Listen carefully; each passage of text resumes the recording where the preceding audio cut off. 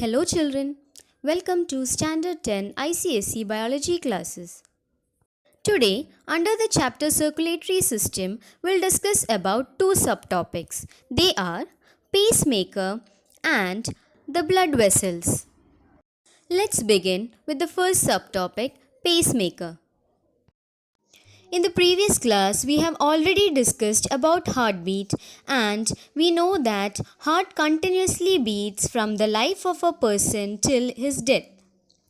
The impulse or command which starts the heartbeat arises in the pacemaker or the sinoatrial node or the SAN.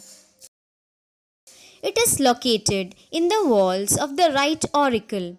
This impulse is relayed to the ventricles with the help of special conducting fibers. The pacemaker or SAN is present near the opening of the superior vena cava and the auriculoventricular node is found near the interauricular septum near the tricuspid wall.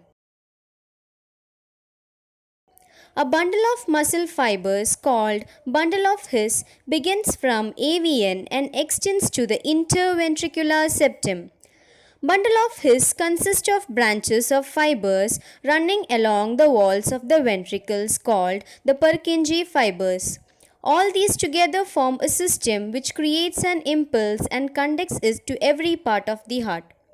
Sometimes the pacemaker becomes faulty and causes heart trouble. In this case, an artificial pacemaker may be fixed into the heart of such a person. The blood vessels are branch tubes extending from the heart to all parts of the body. They are of three kinds. They are the arteries, veins, and the capillaries. The artery is a blood vessel which carries blood away from the heart towards any organ. It has thick muscular walls, a narrow lumen, and the blood in it flows in spurts, which corresponds to the ventricular contraction of the heart. The smallest or the final branch of an artery is an arteriole, which later on breaks up into capillaries. A capillary is a very narrow tube about 8 micrometers in diameter. Its wall consists of single layer of squamous epithelial cells, that is endothelium, and it has no muscles. Let's study the functions of capillaries. The first one, it allows outward diffusion of oxygen into the intercellular fluid and from there into the tissue cells. Second one, it allows inward diffusion of carbon dioxide from the intercellular fluid. It allows inward and outward diffusion of substances like glucose, amino acids, urea, hormones, etc.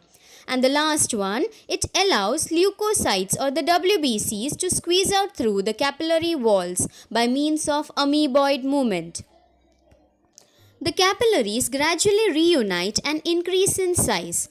The smallest united common branch is called a venule, and these venules join to form larger veins.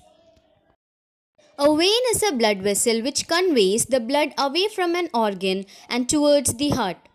The characteristics of veins are, it has thin muscular walls, a wider lumen, and the blood flows uniformly through the veins. As blood flows with less pressure through the veins, it contains thin pocket-shaped walls whose openings face in the direction of the heart, and these walls prevent the backflow of blood. Now, let's study the differences between arteries and veins. Let's start with definition of arteries and veins.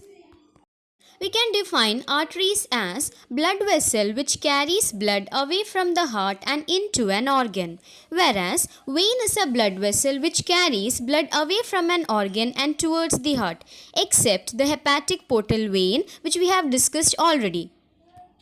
Now let's study the structural differences between arteries and veins.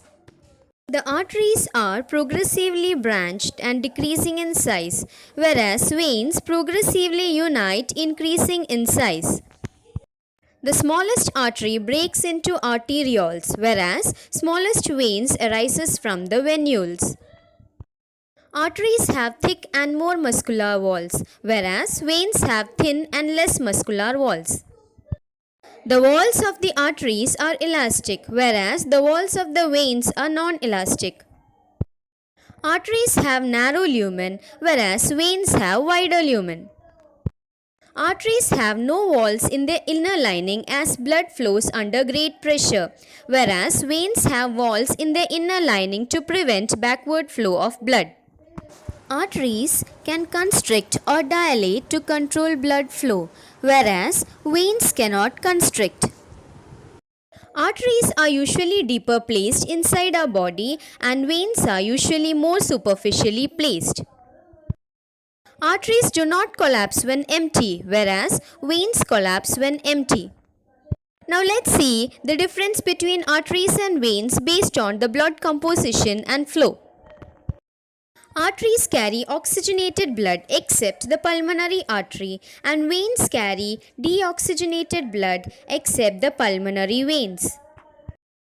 Blood flows with jerks and under great pressure through the arteries, whereas blood flow continuously and under very little pressure through the veins.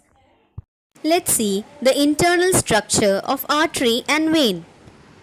Both the arteries and the veins consist of three layers. They are the external layer made up of connective tissue, the middle layer which is made up of smooth muscle and elastic fibers, and the innermost layer called the endothelium. In artery, you can see the lumen is very narrow, whereas in vein, the lumen is wider. With this, we come to an end of today's session. Now, it's time for home assignment.